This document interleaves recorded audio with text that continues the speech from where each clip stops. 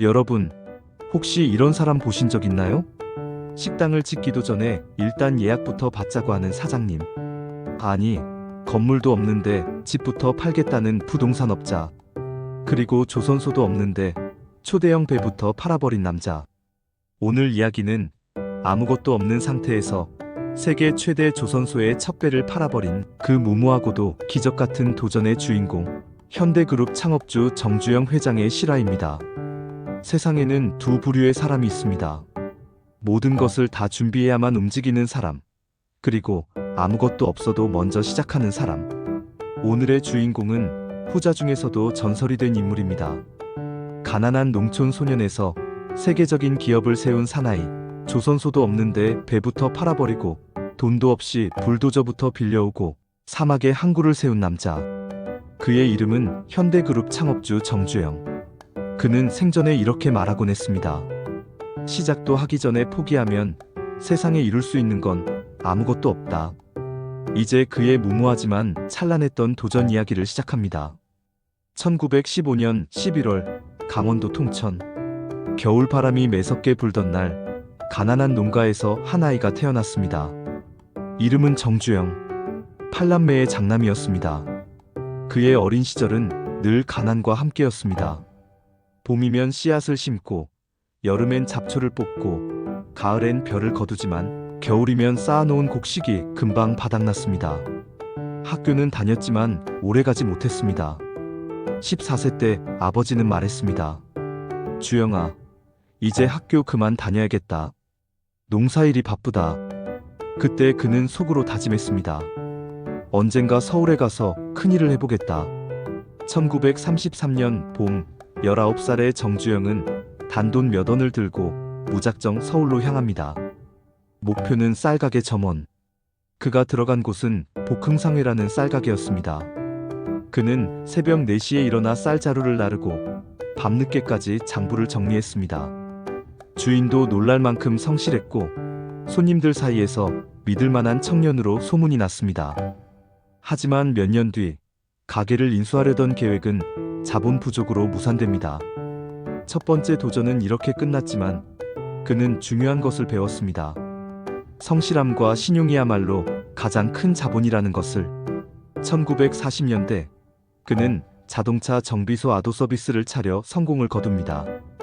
그러나 해방 후 더 큰 꿈을 품고 1947년 현대건설을 설립합니다. 한국전쟁 이후 폐허가 된 나라를 다시 세우는데 현대건설이 앞장섰습니다. 미군 공사, 정부 발주 공사, 도로교량 건설. 그의 사업은 점점 커졌지만 세상은 아직 그의 진짜 도전을 보지 못했습니다. 1971년 영국 런던의 한 회의실. 바클레이즈 은행 임원들이 둘러앉아 있고 문이 열리며 동양인 사업가가 들어옵니다. 그의 이름은 정주영. 한국 울산에 세계 최대 조선소를 세우겠습니다. 자금을 좀 빌려주십시오. 한국? 거기 배 만들어 본 적도 없는데? 아니, 이 사람 배 만드는 법은 알긴 아는 건가? 회의실에 있던 한 임원은 슬쩍 웃으며 이렇게 말합니다. 좋습니다. 돈을 빌려드릴 수도 있죠. 단, 먼저 대형 선박 건조 계약서를 가져오세요. 이건 사실상 돌아가라는 말이었습니다. 마치 운전면허 없는 사람한테 먼저 F1 레이싱 계약 따오세요라고 하는 꼴이었죠. 그런데 정주영은 주머니에 손을 넣고 미소만 지었습니다. 계약서 가져오겠습니다. 순간 회의실 공기가 이상하게 변했습니다. 이 사람 진짜 믿는 건가? 아니면 완전 무모한 건가? 며칠 뒤 그는 그리스로 향합니다. 목표는 세계적인 선주 리바노스. 거대한 저택 응접실에서 리바노스가 묻습니다. 조선소 사진 좀 보여주시오. 정주영은 가방에서 사진 한 장을 꺼냅니다. 갯벌과 파도가 부딪히는 울산 앞바다 사진. 그 위엔 색색의 잉크로 그린 거대한 크레인과 유조선 그림. 리바노스는 잠시 멍하니 보더니 웃음을 터뜨립니다. 이봐요, 정 회장. 조선소가 아니라 바다에 그림을 그려놓은 거잖소. 옆에 있던 비서는 고개를 숙이고 웃음을 참느라 어깨가 들썩입니다. 그때 정주영은 단호하게 말합니다. 맞습니다. 지금은 그림뿐입니다. 하지만 2년 후에는 저 그림이 현실이 됩니다. 그리고 선생님이 그 첫 주인공이 될 겁니다. 처음엔 리바노스도 생각했습니다. 조선소도 설비도 인력도 없는 나라에서 배를 만든다고? 저건 모험이 아니라 미친 짓이야. 하지만 며칠간의 대화를 거치며 그는 깨달았습니다. 정주영의 눈빛과 말투에는 단 1%의 흔들림도 없다는 것을. 저는 약속을 어기면 살아남지 못하는 세상에서 자랐습니다. 계약하시면 반드시 그날의 배를 띄웁니다. 결국 리바노스는 펜을 집어들고 서명합니다. 26만 톤급 초대형 유조선 2척 건조 계약. 조선소도 없던 현대의 첫 번째 선박 수주였습니다. 울산 앞바다 갯벌에서는 곧 전쟁 같은 공사가 시작됩니다. 밤낮 없이 울려 퍼지는 용접 소리, 바람 속에서 날리는 모래, 그리고 사람들의 구호.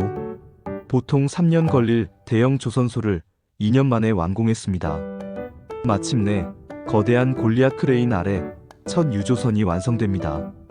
약속했던 날짜, 울산항.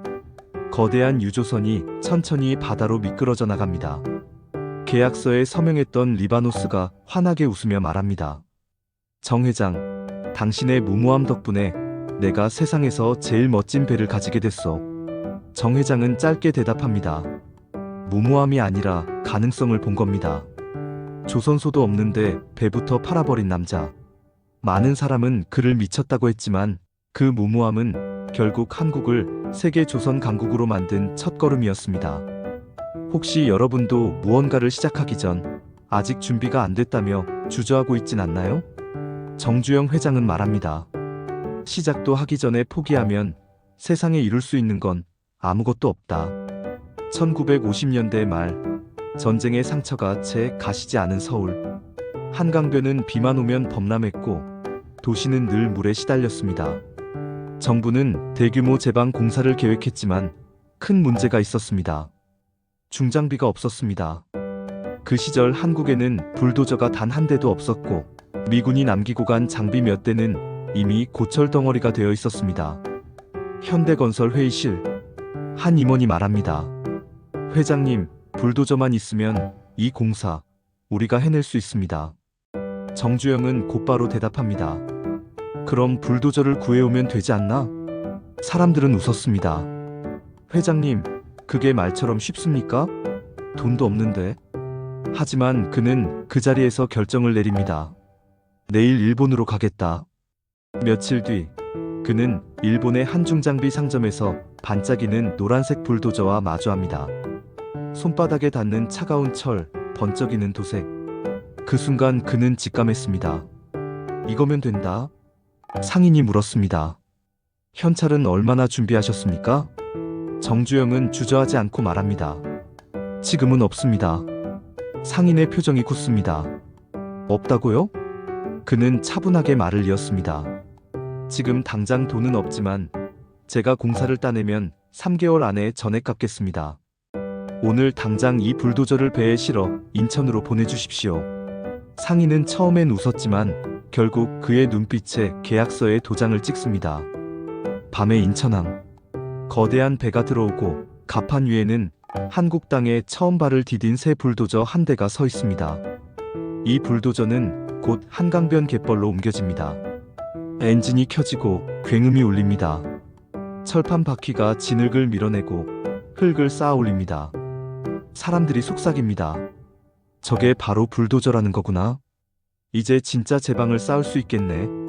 그 한 대의 불도저가 서울의 강변을 바꿔놓았습니다. 비가 와도 물은 제방을 넘지 못했고 현대건설은 국내 토목공사에서 독보적인 자리를 차지하게 됩니다. 정주영은 훗날 말했습니다. 돈이 없어서 못한다는 건 변명일 뿐이다. 어떻게든 하면 길이 생긴다. 1970년대 중동 사우디아라비아 주베일 산업항. 너무 거대한 규모의 서구 건설사들도 피했던 공사. 현장은 사막 한가운데 바람과 모래뿐이었습니다.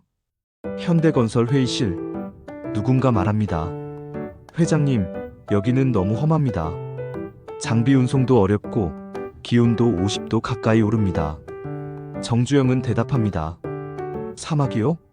비가 안 오니 공사하기 좋습니다. 사람들은 웃었지만 그는 진지했습니다. 계약을 따내고 현대건설은 약속한 기간보다 6개월 빨리 완공했습니다.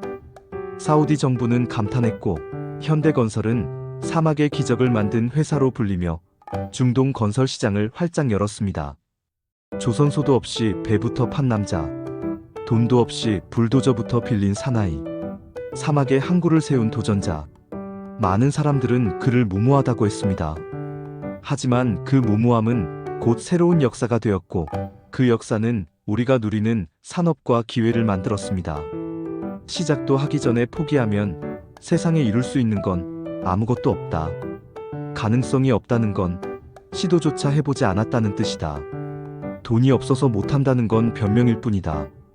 어떻게든 하면 길이 생긴다. 여러분, 정주영 회장은 평생을 무모하다는 말을 들으며 살았습니다. 많은 사람들이 물었습니다.